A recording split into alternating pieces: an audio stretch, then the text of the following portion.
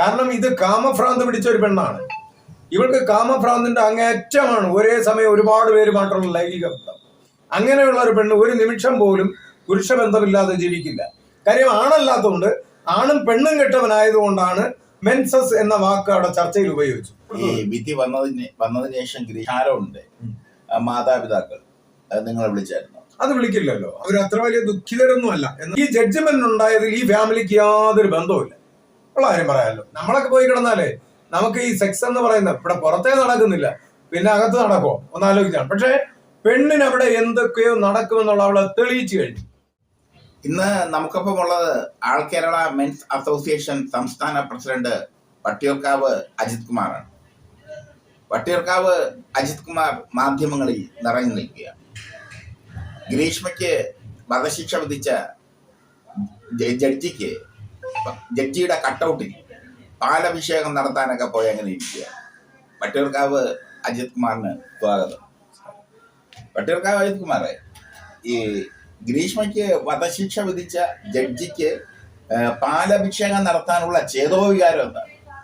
ചേതോവികാരം എന്ന് പറഞ്ഞാൽ ഗ്രീഷ്മയ്ക്ക് എന്ന് വെച്ചാൽ നിഷ്ഠൂരമായിട്ട് ഒരു യുവാവിനെ പ്രണയത്തിൽ കഷായം വിഷവും കൂടി മിക്സ് ചെയ്ത് അവനെ ഇഞ്ചിഞ്ചായിട്ട് 11 ദിവസത്തോളം അവന്റെ ആന്തരിക അവയവങ്ങൾ വരെ അഴുകി ആ ഒരു നിലയിൽ മൃഗീയമായിട്ടാണ് ഒരു യുവാവ് മരിച്ചത്. അവനെ ഇത്രയും നിഷ്ഠൂരമായിട്ട് കൊന്നു തള്ളിയിട്ട് നിഷ്പ്രയാസം ജാമ്യത്തിൽ പുറത്തിറങ്ങി ഉല്ലാസയാത്രയ്ക്ക് പോയൊരു വ്യക്തിയാണ് കഷായം ഗ്രീഷ്മ. അന്ന് ഞങ്ങള് ഓൾ കേരള മെൻസ് അസോസിയേഷന്റെ നേതൃത്വത്തിൽ വേറെ ഒരാൾ പോലും പ്രതിഷേധിച്ചിട്ടില്ല. എന്തിനു പറയുന്നു, ഷാരോന്റെ അപ്പനും അമ്മയും പോലും ഇതിൽ സഹകരിക്കാൻ ഞങ്ങൾ വിളിച്ചിട്ട് അവർ സഹകരിച്ചിട്ടില്ല. ഞങ്ങള് ഈ ജാമ്യം കൊടുത്ത ജഡ്ജിയുടെയും ഗ്രീഷ്മയുടെയും കോലം സെക്രട്ടേറിയറ്റ് സമര ഗേറ്റിന്റെ ഫ്രണ്ടിൽ കത്തിച്ച് ഞങ്ങൾ പ്രതിഷേധിച്ച ഒരു സാഹചര്യം ഉണ്ടായിരുന്നു. എല്ലാ മാധ്യമങ്ങളും റിപ്പോർട്ട് ചെയ്തു. എല്ലാവരും ഞങ്ങളെ അനുകൂലിച്ചാണ്. ഒരുപാട് യൂട്യൂബ് ചാനൽ എന്ന് വെച്ചാൽ കർണയെ പോലുള്ളവരൊക്കെ വിളിച്ച് ഇന്റർവ്യൂ നടത്തി. അവരെല്ലാവരും അഭിനന്ദിക്കുകയായിരുന്നു. നിങ്ങൾ ഇത്രയും ചെയ്തത് വളരെ നന്നായി എന്നായിരുന്നു പറഞ്ഞത്. അപ്പോ അങ്ങനെ ഒരു ലോകത്തിൽ തന്നെ ഒരു ജഡ്ജിയുടെ കോലം കത്തിച്ച ഒരു സംഘടന, ആ സംഘടന ഇടപെട്ടതിന്റെ അടിസ്ഥാനത്തിൽ ഞങ്ങൾ കുറച്ച് കാര്യങ്ങൾ ഞങ്ങളുടേതായ നീക്കങ്ങൾ ജഡ്ജിയുടെ കോലം കത്തിച്ചു ഈ കേസിൽ. അതാണ് പറയുന്നത്, ഗ്രീഷ്മയ്ക്ക് ജാമ്യം കൊടുത്ത ഹൈക്കോടതി ജഡ്ജിയുടെ കോലം കത്തിച്ചു സെക്രട്ടേറിയറ്റിന്റെ പടിക്കൽ. അതോടൊപ്പം ഗ്രീഷ്മയുടെയും കോലം കത്തിച്ചു. എല്ലാ മാധ്യമങ്ങളും റിപ്പോർട്ട് ചെയ്തു. ഞാൻ തന്നെയാണ് കത്തിച്ചത്. യഥാർത്ഥത്തിൽ അതിന്റെ കത്തിക്കാൻ ഞങ്ങൾ നിയോഗിച്ചിരുന്നത് ഷാരോന്റെ അപ്പനായിരുന്നു. പക്ഷെ പുള്ളിക്കാരൻ ഞങ്ങളെ മനോഹരമായിട്ട് തേച്ചു. അവിടെ ഞാനാണത് ആ കോലം കത്തിച്ച് ആ ചടങ്ങ് നിർവഹിച്ചു. കാര്യം ഒരിക്കലും നിഷ്ഠൂരമായിട്ടൊരു കൊലപാതകിയായിട്ടുള്ള ഒരു പെണ്ണിന് ജാമ്യം കൊടുക്കാൻ പാടില്ല. കാരണം ഇതുപോലുള്ള അല്ലെങ്കിൽ ഇത്രയും മൃഗീയമല്ലാത്ത രീതിയിൽ കുറ്റകൃത്യം ചെയ്തവർ വരെ ജയിലിൽ കിടക്കുമ്പോ ഈ ഷാരോനെ കൊന്ന ഗ്രീഷ്മയ്ക്ക് എന്തുകൊണ്ട് ജാമ്യം കൊടുത്തു? ഇതായിരുന്നു ഞങ്ങളുടെ ചോദ്യം. അങ്ങനെയാണ് ഞങ്ങൾ ലോകത്തിൽ ആദ്യമായിട്ട് ആ ജഡ്ജിയുടെ കോലം കത്തിച്ചത്. അപ്പോ ആ ഒരൊറ്റ കേസിൽ ആ കേസിലുള്ള പ്രതിയെ പിന്നീട് തൂക്കുകയർ വിധിക്കുകയാണ് വേറൊരു ജഡ്ജി, നമ്മുടെ ബഷീർ സാർ. ബഹുമാനത്തോടുകൂടി അദ്ദേഹത്തിന് ഒരു ബിഗ് സല്യൂട്ട്. കാരണം അദ്ദേഹം അത് ചെയ്യുമ്പോൾ ഞങ്ങൾ ഓപ്പോസിറ്റ് കോലം കത്തിക്കുകയും പിന്നെ ഇദ്ദേഹത്തിന് പാലഭിഷേകം നടത്തിയില്ലെങ്കിൽ അത് തെറ്റായിട്ടുള്ളൊരു മെസ്സേജ് അല്ലേ സമൂഹത്തിൽ. ആ സമൂഹത്തിൽ ഒരു തെറ്റായിട്ടൊരു മെസ്സേജ് ആര് കൊടുത്താലും അതിന് ഞങ്ങൾ ഇടപെടും. അതാണ് ഇവിടെ നടന്നത്. ഞങ്ങൾ ആ കോലം ഇപ്പോ നമ്മുടെ ബഷീർ സാറിന്റെ കട്ടൗട്ട് പാലഭിഷേകം നടത്താൻ വേണ്ടിയിട്ട് കൊണ്ടുവന്നപ്പോ എന്തിനു പറയുന്നു, രാവിലെ മുതൽ 9 മണി മുതൽ സെക്രട്ടറിയുടെ ഇന്നേ വരെ യഥാർത്ഥം പറഞ്ഞാൽ ഇങ്ങനെ ഒരു പോലീസുകാരൊരു റോന്ത് ചുറ്റുന്നത് ഞാൻ കണ്ടിട്ടില്ല. BCM SIയും കൺട്രോൾമെന്റ് സർക്കിളും ഉൾപ്പെടെയുള്ളവർ, സർക്കിൾ എന്നെ നേരത്തെ വിളിച്ചിട്ടുണ്ടായിരുന്നു. അപ്പോ ഞാൻ നടക്കാൻ പോകുന്ന കാര്യം എന്താണെന്നുള്ളത് എനിക്ക് നന്നായിട്ട് അറിയാമായിരുന്നു. അതുകൊണ്ട് തന്നെ ഞാൻ നമ്മുടെ അണികളോടൊന്നും പറഞ്ഞില്ല. പക്ഷെ എന്റെ കൂടെ വന്ന രാജേഷിനോട്, നമ്മുടെ എക്സിക്യൂട്ടീവ് മെമ്പറോട് പറഞ്ഞു, കുറച്ച് വിഷയങ്ങളൊക്കെ ഉണ്ട്, നിങ്ങൾ എന്റെ കൂടെ വരേണ്ടവർ അല്പം മാറി നടന്നു എന്ന് പറഞ്ഞു. കാര്യം അദ്ദേഹം ഈ പാലും ബക്കറ്റും ഒക്കെ കൊണ്ടുവരിക. അപ്പൊ എന്തായാലും അങ്ങനെ ഞങ്ങൾ വന്ന് ഞാൻ ഒന്ന് സസൂക്ഷ്മം ദൂരെ കാർ പാർക്ക് ചെയ്തിട്ട് നടന്നു വന്നപ്പോ ഇവരിങ്ങനെ റോന്തു ചുറ്റുക. എന്താണ് നമ്മളെ ലക്ഷ്യം വെച്ച് എന്നെ എത്ര ദൂരെ വന്നാലും മനസ്സിലാക്കാൻ പറ്റും. അതുകൊണ്ട് തന്നെ ഇങ്ങനെ വരുന്നത്. എന്തായാലും ഞാൻ അല്പം ഒന്ന് മാറി എന്ന് വെച്ചാൽ റോഡ് ക്രോസ് ചെയ്ത് അപ്പുറത്ത് പോയതാണ്. ഇവരുടെ വരവ് കണ്ടിട്ട് എനിക്ക് മനസ്സിലായതുകൊണ്ട് ഞാൻ തിരിച്ച് റിട്ടേൺ അടിച്ചപ്പുറത്ത് വന്നു. ഞാൻ ഒന്ന് കറങ്ങിപ്പോയപ്പോ എന്തായാലും എല്ലായിടത്തും പോലീസുകാരെ വിന്യസിച്ച് നിർത്തിയിരിക്കുകയായിരുന്നു. പല സ്ഥലത്തും ഒരു 4-5 പേരെ ഇങ്ങനെ നിർത്തിയിരിക്കുകയാണ്. അങ്ങനെ എന്തായാലും അവർ എന്നെ കണ്ടു, എനിക്കറിയാം, അല്ലാതെ അപ്പുറത്ത് എത്താൻ പറ്റില്ല എന്നുള്ള കാര്യം മനസ്സിലായി. അപ്പോൾ എന്തായാലും പോലീസുകാർ കഥ വരുന്നു എന്ന് പറഞ്ഞു തരുമ്പോ എല്ലാ പോലീസുകാരും വന്ന് എന്നോട് മ്യൂസിയം SI പറഞ്ഞു, നമുക്ക് നേരിട്ട് അറിയാലോ, നമ്മൾ നേരിട്ട് അറിയാവുന്ന ആൾക്കാരല്ലേ, എന്താണ് നടക്കാൻ പോകുന്നത്, ഇവിടെ പാലഭിഷേകം പറ്റില്ല, ഒരു ജഡ്ജിയുടെ കട്ടൗട്ട് വെക്കാൻ പറ്റില്ല, അപ്പോ പിന്നെയുള്ള പടക്കം, അപ്പൊ പടക്കമൊക്കെ നമുക്ക് അംഗീകരിക്കാൻ പറ്റും. തലേ ദിവസം എന്നോട് പറഞ്ഞു, പടക്കം ഇത്രയും ജനങ്ങളും സെക്രട്ടറിയുടെ ഫ്രണ്ടാണ്, വാഹനങ്ങൾ പൊയ്ക്കൊണ്ടിരിക്കുകയാണ്, ഓക്കെ, ഞാനത് അംഗീകരിച്ചു. പടക്കം അതുകൊണ്ട് തന്നെ ഞങ്ങൾ കൊണ്ടുവന്നിട്ടില്ലായിരുന്നു. കട്ടൗട്ട് ഞങ്ങൾ കൊണ്ടുവന്ന് കാറിനകത്ത് വെച്ചൊക്കെയാണ്. അത് ഞാൻ പറയുമ്പോൾ എടുത്താൽ മതി എന്നുള്ളത്. കാര്യം ഞങ്ങളുടെ 2 ദിവസത്തെ വർക്കാത്, മനസ്സിലായില്ല, അത് ഒത്തിരി അടിപൊളിയായിട്ടാണ് ഞങ്ങൾ കട്ടൗട്ട് ചെയ്തത്. അപ്പോൾ അത് ആ വർക്കതായതുകൊണ്ട് പോലീസുകാർക്ക് കൊടുക്കാൻ ഞങ്ങൾക്ക് ഒരു താല്പര്യമില്ലായിരുന്നു. അതുകൊണ്ട് തന്നെ ഞാൻ SI പോലീസും ഒക്കെ വന്ന് സർക്കിളും ഒക്കെ വന്ന് പറഞ്ഞപ്പോൾ ഞാൻ അതെല്ലാ കാര്യങ്ങൾ പറഞ്ഞു. അവർ എനിക്കൊരു നോട്ടീസ് തന്നു. ആ നോട്ടീസ് ഞാൻ സൈൻ ചെയ്ത് കൊടുത്തു. അതിലെന്ന് പറഞ്ഞാൽ വിദ്വേഷ പ്രസംഗങ്ങൾ പാടില്ല, ഇതുപോലുള്ള ജഡ്ജിയുടെ ഈ കട്ടൗട്ട് വെച്ച പാലഭിഷേകം പാടില്ല, ഇങ്ങനെ കുറച്ച് കാര്യങ്ങളൊക്കെ പറഞ്ഞു. ശരി, ഓക്കെ പറഞ്ഞു, സൈൻ ചെയ്ത് കൊടുത്തു. അത് കഴിഞ്ഞതിന് ശേഷം എന്തായാലും ഞാൻ പിന്നീട് അറിഞ്ഞത്, ഇതെല്ലാം കഴിഞ്ഞതിന് ശേഷം ഒരു 3 മണിയോടുകൂടി ഞാൻ അറിഞ്ഞത്, ഈ ഒരു സുപ്രീം കോടതിയിൽ ഒരു വേട്ടവാളിയൻ ഒരു വക്കീലുണ്ട്. പ്രത്യേകിച്ച് കേസൊന്നുമില്ല, അയാൾ തന്നെ സുപ്രീം കോടതിയിലെ വക്കീലാണെന്ന് പറയുന്നുണ്ട്. ഒരു കേസ് മുതൽ അറ്റൻഡ് ചെയ്തായിട്ട് എനിക്കറിയില്ല. എന്തോ ഒരു ശ്രീജിത്ത് പെരുമര വാഴ എന്നാണ് പേര് പുള്ളിക്കാരൻ. മുൻപ് ചാനൽ ചർച്ചയിലിരുന്ന് നമ്മുടെ സംഘടനയെ കുറിച്ച് മെൻസ് എന്ന് പറയുമ്പോൾ, ഇവൻ മെൻസ് ആണെങ്കിൽ, ഇവൻ ഒരു പുരുഷനാണെങ്കിൽ, മെന്നിൽ പെട്ടതാണെങ്കിൽ ഇവൻ ഒരിക്കലും ഈ മെൻസ് എന്ന് പറയുമ്പോൾ അതിന് മെൻസസ് എന്ന് പറയില്ല. കാര്യം ആണല്ലാത്തതുകൊണ്ട്, ആണും പെണ്ണും കെട്ടവനായതുകൊണ്ടാണ് മെൻസസ് എന്ന വാക്ക് അവിടെ ചർച്ചയിൽ ഉപയോഗിച്ചു. ഈ സംഘടന മെൻസസ് എന്ന്, അതിനെ ഞാൻ നിശ്ചിതമായിട്ട് വിമർശിക്കുകയും ഇവന് കണക്കിനിട്ട് കൊടുക്കുകയും ചെയ്തു. അത് മാത്രവുമല്ല, നമ്മുടെ വാട്സപ്പ് ഗ്രൂപ്പിലൊക്കെ പറഞ്ഞിട്ട് ഇവനിട്ട് 2 പണി കൊടുത്തോളാം ഞാൻ പറഞ്ഞു. അത് അവര് നല്ല രീതിയിൽ അവനെ പൊങ്കാലയും ഇട്ടു.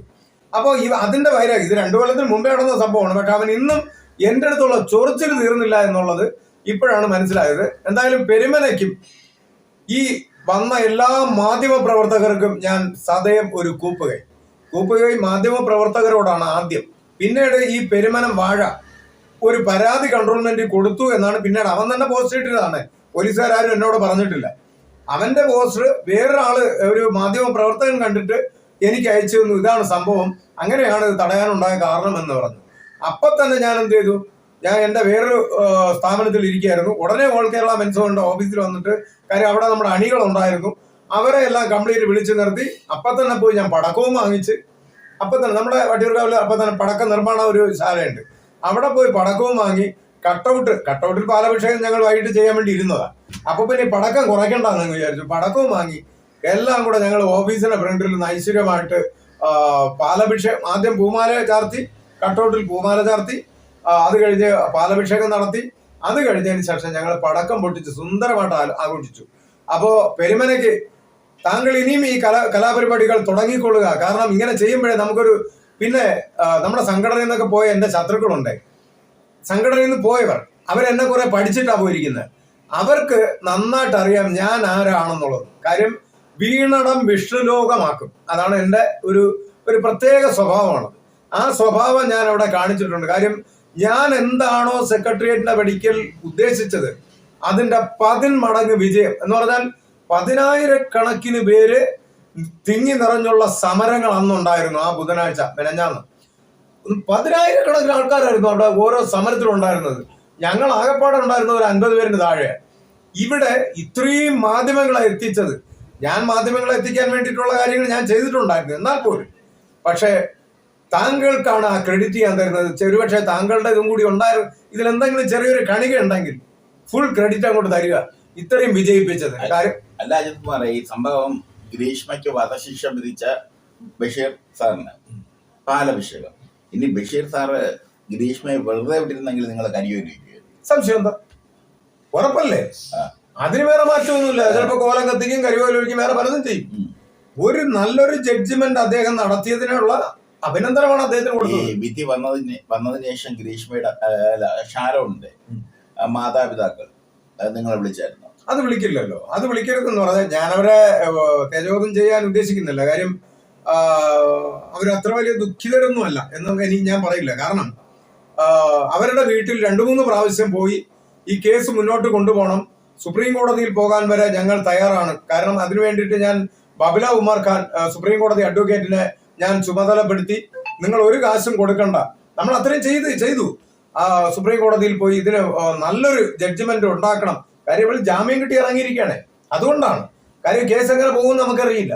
അപ്പൊ അതുകൊണ്ട് ആ വേവലാതിയിൽ ഞാൻ 2 പ്രാവശ്യം അവരുടെ വീട്ടിൽ പോയിട്ട് വേണ്ട ഒരു കാര്യവും ചെയ്തില്ല.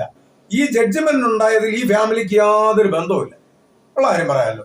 അത് ഇതിന്റെ മുന്നോട്ട് കൊണ്ടുപോയ അഡ്വക്കേറ്റിന്റെയും പിന്നെ നമ്മുടെ ഇപ്പോഴത്തെ സർക്കാരിനും ഒരല്പം വേണമെങ്കിൽ കൊടുക്കാം. പിന്നെ നമ്മുടെ ബഷീർ സാറിന്റെ, ഞാൻ ഒരു കാര്യം പറയാം, ഇതിൽ എന്തൊക്കെ പാളിച്ചുണ്ടെങ്കിൽ ആ പഴുത് അടച്ച് ജഡ്ജ്മെന്റ് ചെയ്തത് ബഷീർ സാറിന്റെ ഒരൊറ്റ ഇത് തന്നെയാണ്. അല്ലാതെ ഇതിന്റെ പിന്നിൽ വേറൊന്നുമില്ല. പിന്നെ അദ്ദേഹം 2 പ്രാവശ്യം ഈ ജഡ്ജ്മെന്റിന് വേണ്ടി മാറ്റി വെച്ചിട്ടുണ്ട്. അത് ഒരുപക്ഷെ പൊതുവിലുള്ള അഭിപ്രായം എന്താണെന്ന് അറിയാൻ വേണ്ടിയിട്ടായിരിക്കാം. ഞങ്ങളുടെ അഭിപ്രായം കൃത്യമായിട്ട് ഒരു പോസ്റ്ററിൽ ഞങ്ങൾ ഇട്ടിട്ടുണ്ടായിരുന്നു. അതെന്തെന്ന് പറഞ്ഞാൽ, ഷാരോണിന് നീതി കിട്ടിയില്ല എങ്കിൽ വൻ പ്രക്ഷോഭത്തിലേക്ക് ഓൾ കേരള മെൻസ് അസോസിയേഷൻ, ഇത് ജഡ്ജ്മെന്റിന് 2 ദിവസം മുമ്പ് ഞങ്ങൾ ഇട്ടു. എന്തായാലും ബഷീർ സാറിനോട് നമസ്കാരം. തല കുനിച്ച് താങ്കൾ ചെയ്തത് ഏറ്റവും നല്ലൊരു ജഡ്ജ്മെന്റ് ആണ്. കാര്യം ഒരു ഗ്രീഷ്മ തന്നെ പറയുകയുണ്ടായി, എനിക്ക് കൂടിപ്പോയാൽ ഒരു ജീവപര്യന്തം 14 വർഷം, പുള്ളിക്കാരി ഇട്ട കണക്കാണ് 14 വർഷം.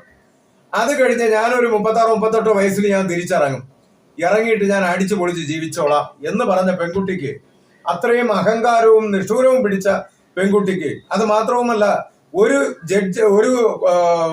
ജയിലിൽ നിന്ന് മോശം പ്രവൃത്തി കൊണ്ട്, സ്വഭാവ ദൂഷ്യം കൊണ്ട് വീണ്ടും മാവേലിക്കര സബ് ജയിലിലേക്ക് മാറ്റിയ, നമ്മളത് ചിന്തിക്കണം. കാരണം ഇത് കാമഭ്രാന്ത് പിടിച്ച ഒരു പെണ്ണാണ്. ഇവൾക്ക് കാമഭ്രാന്തിന്റെ അങ്ങേറ്റമാണ്. ഒരേ സമയം ഒരുപാട് പേരുമായിട്ടുള്ള ലൈംഗിക ബന്ധം. അങ്ങനെയുള്ള ഒരു പെണ്ണ് ഒരു നിമിഷം പോലും പുരുഷ ബന്ധമില്ലാതെ ജീവിക്കില്ല. അവിടെ അതുകൊണ്ടാണ് ജയിലിൽ പോയിട്ടും അവൾ വേറെ ബന്ധങ്ങൾ സ്ഥാപിച്ചത്. അവൾക്കറിയാം ജയിലിൽ പോലും അവൾക്ക് ഒന്നിനും ഒരു കുറവും വരില്ല. അപ്പൊ ഈ 14 വർഷവും ഞാൻ ഒന്നിനും ഒരു കുറവ്, ഭക്ഷണമൊക്കെ നമുക്ക് അറിയാമല്ലോ, അടിപൊളിയല്ലേ. അപ്പൊ അത് കഴിക്കണമെങ്കിൽ ഭാഗ്യം വേണം. ഒന്ന് പോകുന്നത് നല്ലതാ, ഒരു പ്രാവശ്യമെങ്കിലും. നമ്മുടെ ബോച്ചെ പോയതുപോലെ സൂപ്പർ ഫുഡ്. ഞാൻ പോയിട്ടുണ്ട്, കിടന്നിട്ടുണ്ട്. അപ്പോ കിടക്കണം.